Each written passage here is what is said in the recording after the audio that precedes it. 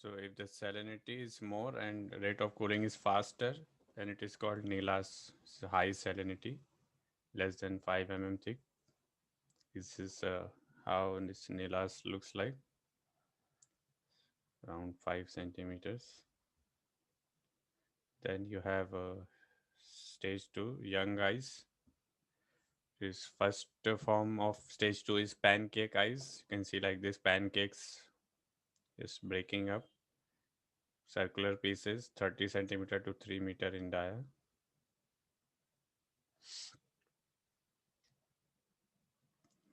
After ice rain, they start forming pancakes and less than equal to 10 centimeter thick. So not quite thick. Is 0.1 meter.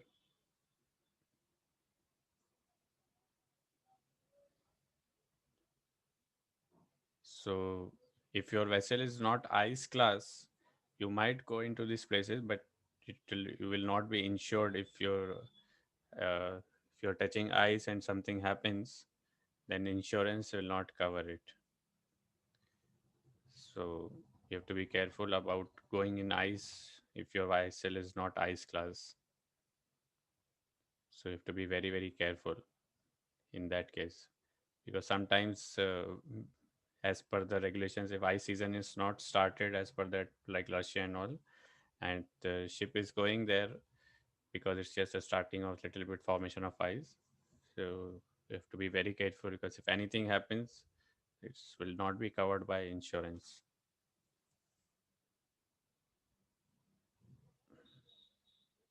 It's because they will say, if your vessel is not ice class, why did you go there? So so as per IMO polar code, it has classified the vessels into three classes of ice class, and they only are insured for ice class. Normal vessels, they don't get insurance for ice areas as ice class.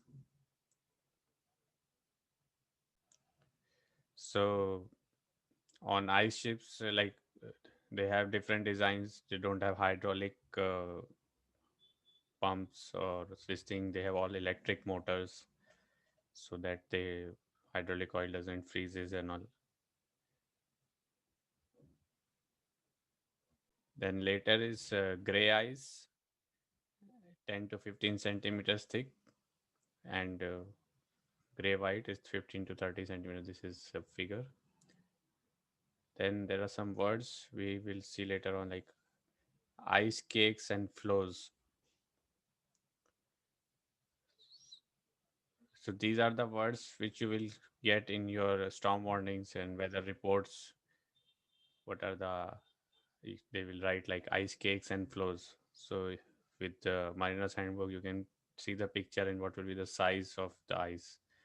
So rough weather may start breaking up gray ice into ice cakes about 20 meters across flat. These are ice cakes, and flows are more smaller pieces.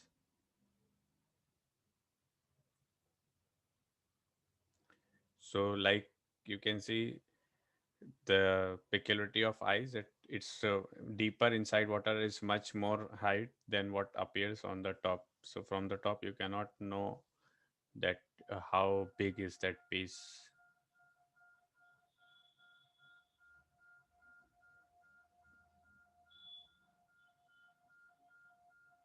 So let's see now stage 3, first year ice is the stage 3 ice. So it is not more than one winter's growth, the first year ice. It's divided into thin, medium, and thick, depending on the thickness. So slowly the ice is building up and see from the different stages we saw, first, second stage. So the peak of the winter, that's the maximum growth of the ice, and that is the first year ice as per the thickness. Thin is 30 to 70 centimeters. Medium is 70 to 120. That's almost 1 meter if the ice has grown thick, and 2 meters for the thick ice. So this ship is moving on a thin first year ice. So it's only 32 centimeter, covering almost full sea. nearby area. So these are ice class vessels. Otherwise, some ships proceed with the icebreaker in forward if they're not ice class or they have to be rescued. Then now let's go to second year ice. Second year ice is old ice.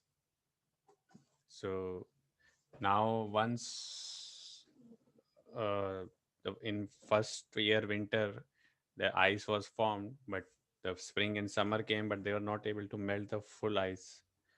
So if in 2020 first year ice was formed, in 2021 the ice, when the winter comes, it will start freezing on top of that, and that will start your second year ice or old ice. So you have stage 4, and ice, it first it becomes multi-layered. It comes to 3 meters or more thickness, and it can break the bow and your ships very easily, so we should not go into that area. So some more important facts. So ice are generally only 1/7 outside, and 6 by 7 part of the height is below the water. So that's the danger associated with ice. Then the ice becomes thicker with the rate of increase of thickness diminishes due to insulating effect of ice and overlaying cover of the snow. Salt water and brine, because of the salt cannot get frozen, and because of that the presence of salt delays the formation of the ice. So when you throw some salt on a snow, it will just appear like that, and it will start get melting.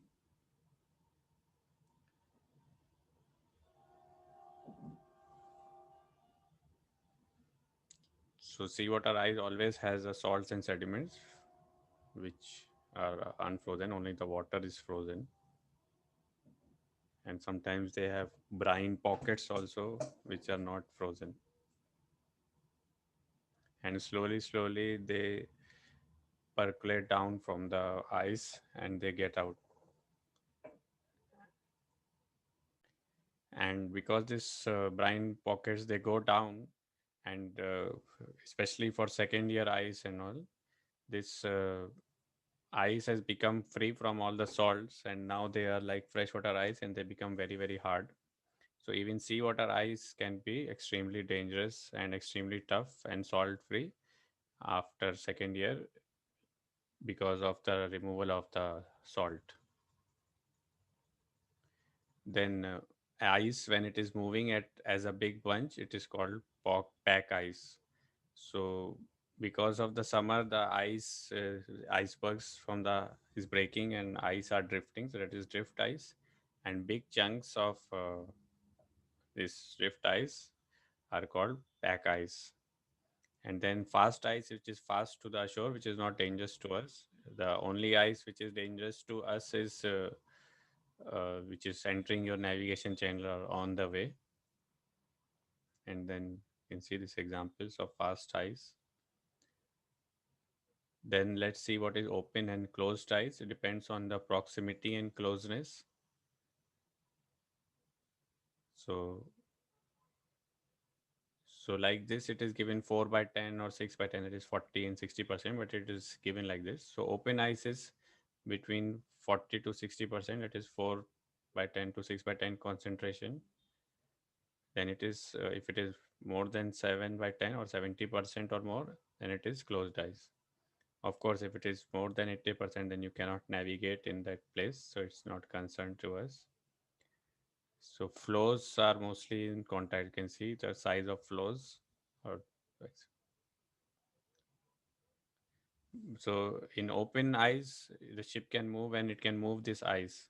But in this place, if in the closed ice, if you move the vessel, then your vessel can break or can get damaged.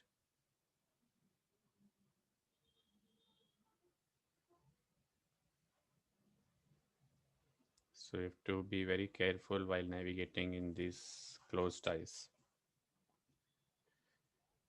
So if ice forms, they can deform also. So under the action of wind, current, and internal stress, global warming, temperature, pack ice is constantly in motion, and with the subject to the pressure, it becomes deformed. So one process of deformation is rafting. So in young and new ice, it results in rafting. Is the ice sheets overrides each other. Like you can see, one ice is going over each other, and it is one part is rising up and getting damaged and piling up, like a raft is moving on the water.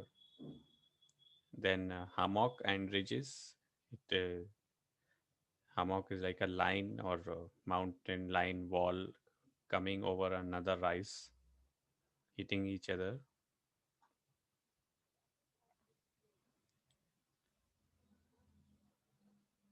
The bottom of the place is wall is called a bummock in case if it's forming in hammock, and if it is a ridge, then it is called a keel ice or ice keel. So the vertical dimensions, it can reach up to 55 meters. You can see the height of this wall can reach up to this is just 10 meters, which is hammock, but the ridge or vertical height can reach up to 55 meters while deformation. So 55 meters is a big thing,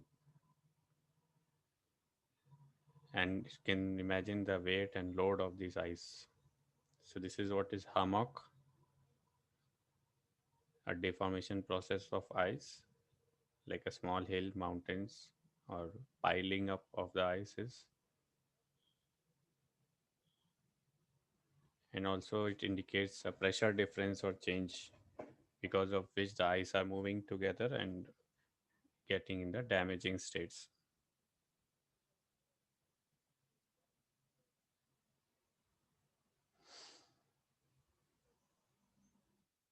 And very dangerous to navigate. Then pack ice moves under the influence of wind and current. It can diverge also. So if it can diverge, then it is good because you can make a path in between that, and it's good for navigation. Then reducing ice concentration or relieving the stress is easy. But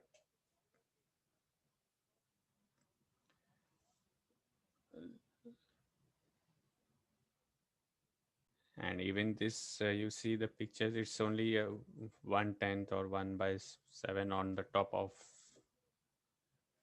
so there's a lot of part below the water also.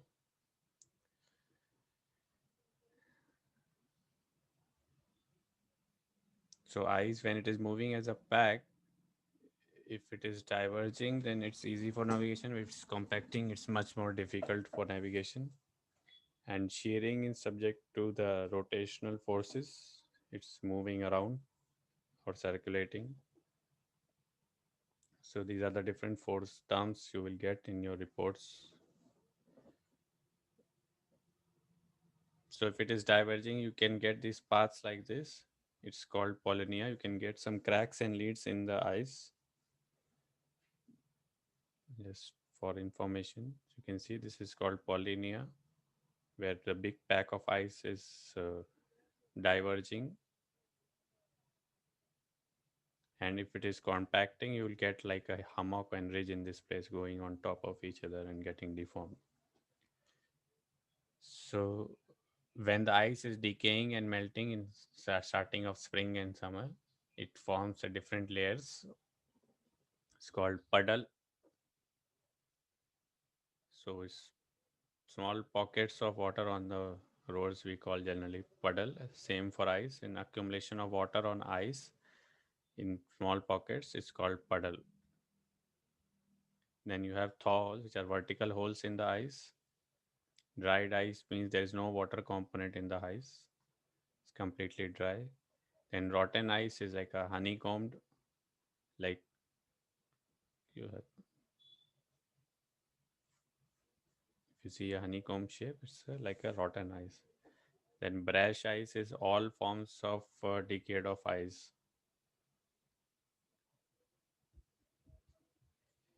So you can see it's like a brash ice, this picture. All forms of ice decayed and mixed together, but very easy for navigation. Then flooded ice.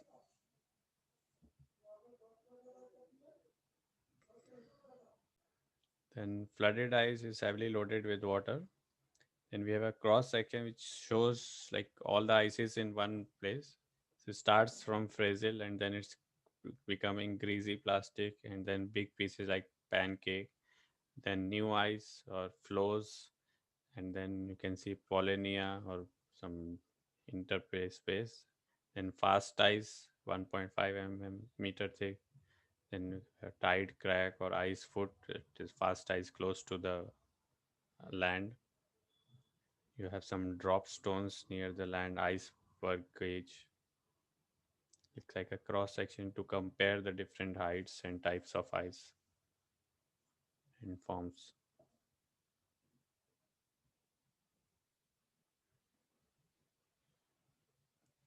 Then we have starting with glaciers, which are of freshwater origins. We all have heard glaciers, especially near the Yanga, Yamuna. All the rivers are originating from glaciers only. Like few years back, we had a leak of a glacier, and we had a big flood in Uttarakhand and all, damaging lot of people and places. So, so ice, snow falling, melts and freeze. These layers of ice keep forming, and this is how the glaciers are formed at top of the mountains or very high altitudes. Old, they are like centuries old, not formed in just 1 or 2 years. And it's a mass of dense snow and ice that is constantly moving from higher to lower ground, like forms of rivers. And if a flood spreads continuously, it forms where the accumulation of snow over many years and centuries. And in summer, they have a slight melting, which results in your freshwater rivers and lakes and all. So they are vast ice sheets in the polar regions, but generally they are found in mountain ranges. They are the largest reservoirs of freshwater on Earth. The most freshwater is accumulated in the glaciers. So we are losing the freshwater source because of global warming, and the ice is getting melted all over the world, and the ocean level is rising because of the global warming. And this is what is effects of reduced glaciers all around the world.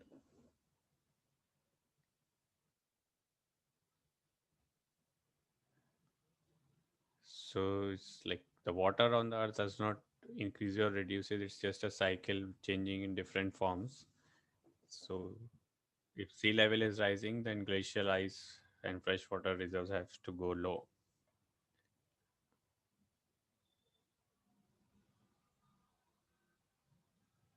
So, many islands have already gone submerged in water, like Maldives and Lakshadweep Islands.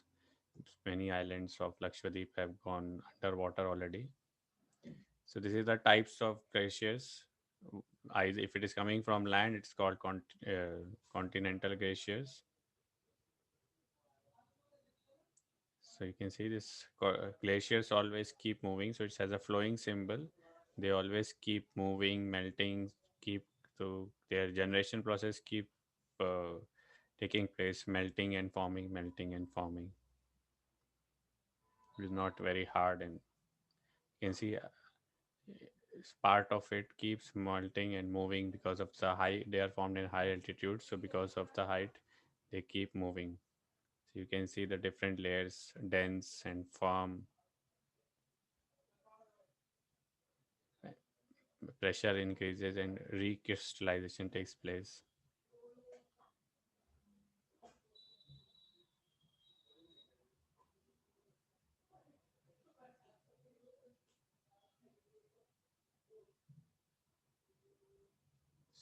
So you can see this shape of glaciers. So this full piece of glacier is floating, and after till here, because of the big slope, it flows. And after, you can see after this slope is ending, it's moving, full piece of ice moves with the in the river, and it's completely 100% pure fresh waters. So this is for like an iceberg forms going in big. So on mountains we have mountain glaciers, and on land we have continental glaciers. And till up to a layer of this, it floats with the slope, keeps forming, deforming, and then after that it floats just with full ice. That is called iceberg or ice shelves. They float, and on top of the glaciers, the sheet is called the ice sheet.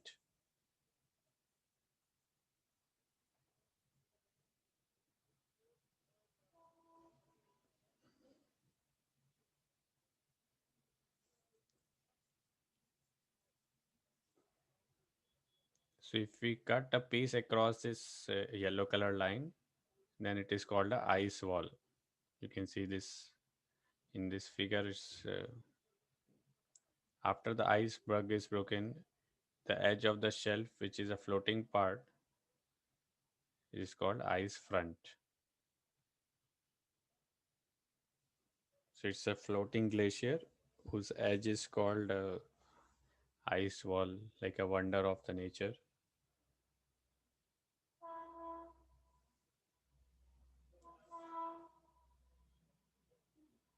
So many places it's used for shooting or wedding shooting, wedding spots.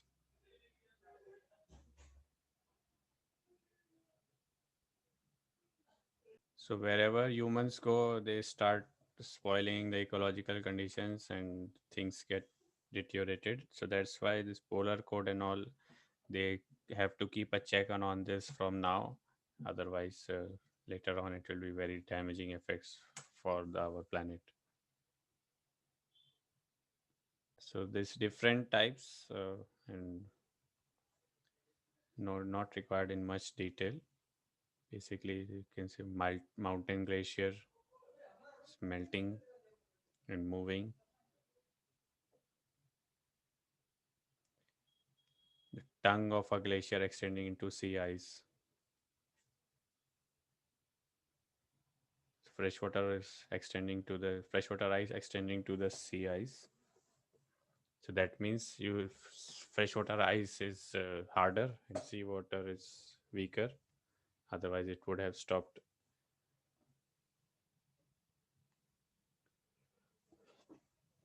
Then the famous icebergs, you can see a little part above the water, and rest 9/10 is below the water submerged.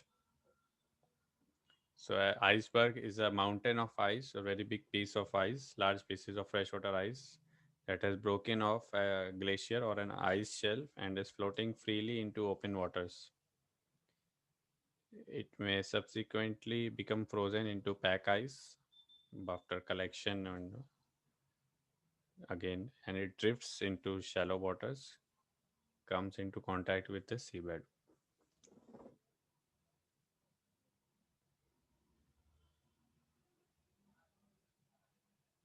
So these are the pieces of ice broken from big glaciers. So it can diminish by the methods of calving, that is breaking, or it can melt because of the temperature increase, or it can erode because of the wind and rain, and your shape, size, weight keeps changing.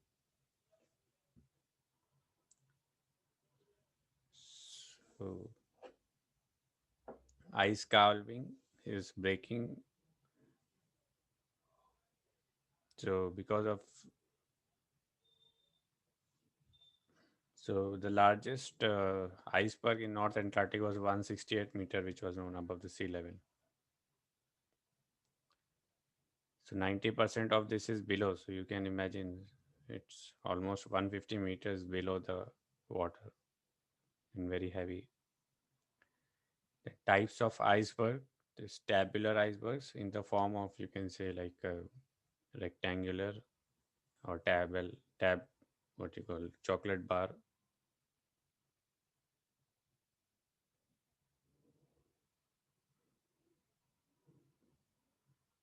Then this is a ice island, very huge piece of ice in the middle. It's also type of iceberg. The non-tabular, a different irregular shape, is so irregular you cannot get any radar reflection or something, and we have to be very uh, careful about these types.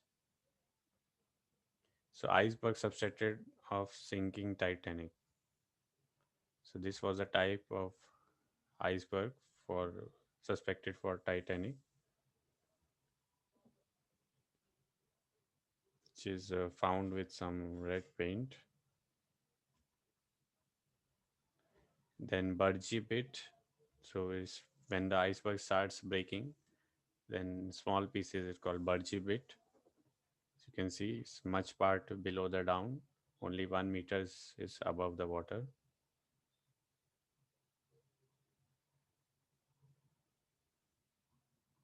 Then it melts more smaller pieces is called growler.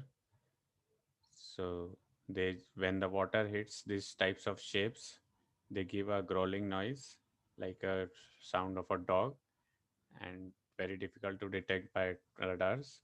So that's why when you get the sounds of growling noises of ice, that means growlers are approaching. So somewhere nearby, you can have icebergs, big icebergs also.